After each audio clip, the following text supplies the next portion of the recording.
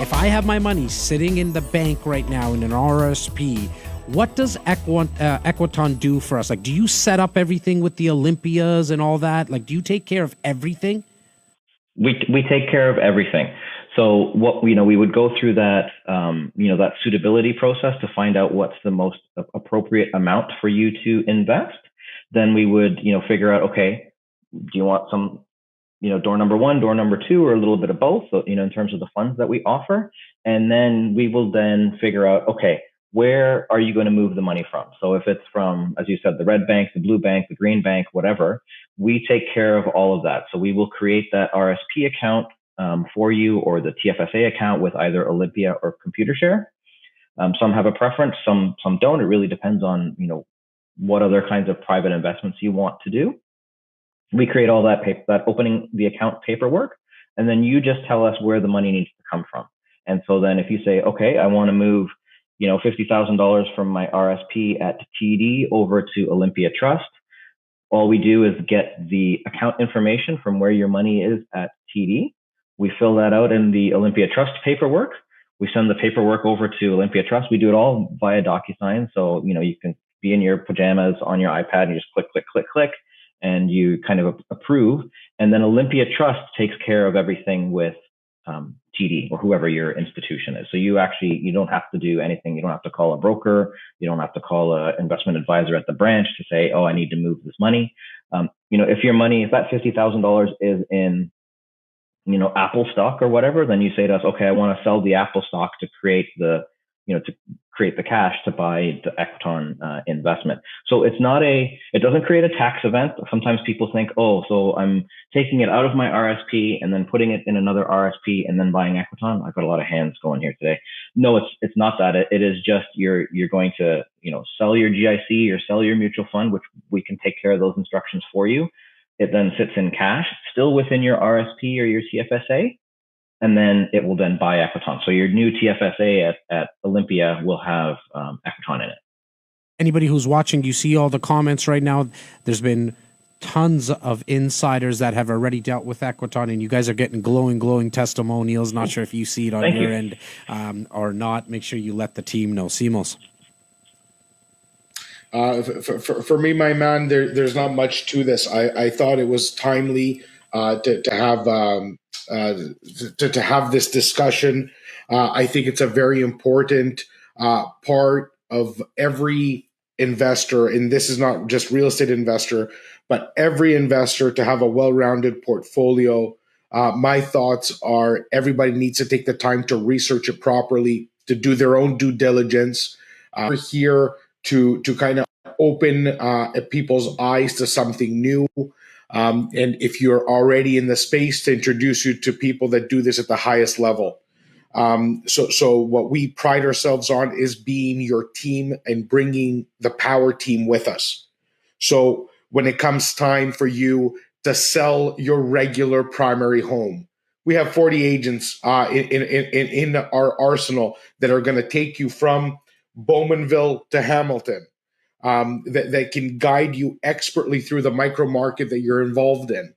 If you're looking to invest in real estate, myself, Jas, my vice president, my VP of sales, we're all here to advise you on strategy, on how to diversify, what's best for you given your current circumstances. Why? Because we've heard it and done it thousands of times.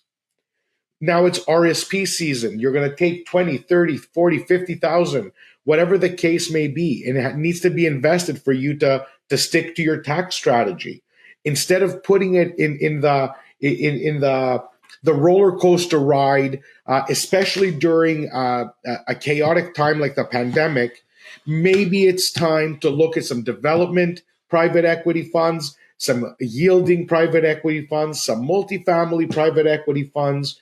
And we're bringing consistently the best people in that business for you to meet and poke holes in their game. Like nobody needs to be, sugarcoating anything. If you have real questions, put them in the chat. Cliff is here to answer them. He's here to address your concerns. You don't want to do it on the live? by all means, schedule a time. Tyler, as Jas was just saying, will schedule a time to speak to Cliff and his team. So they're equipped to answer your questions and they're equipped to counsel you. They actually have a fiduciary duty to make sure that any money that goes into their fund is money that you can afford to put there. There is regulation that goes surrounding it. So it's not like, oh, if I call them, they're going to tell me to put my money in here. If they actually do that, they're going to be shut down.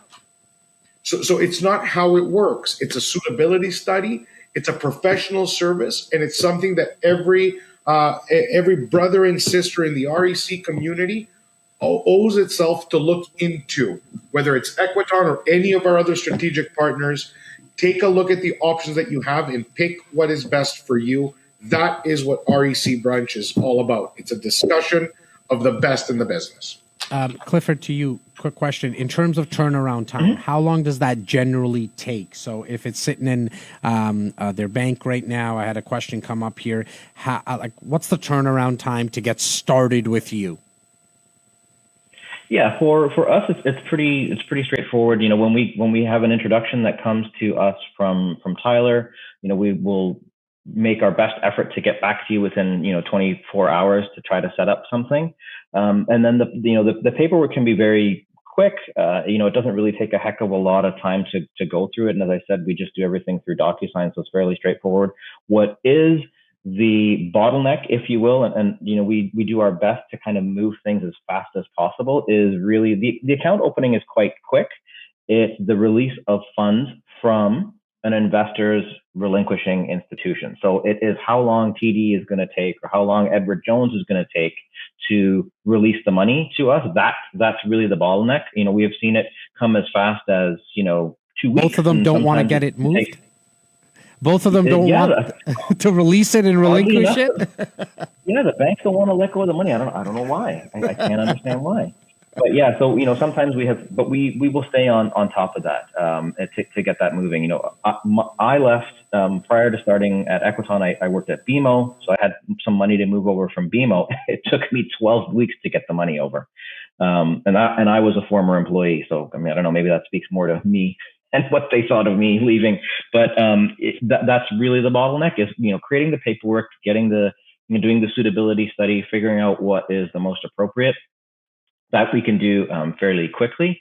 It's the relinquishing institution that can be a pain in the butt. But if investors have money in cash in an account, that's a little bit easier.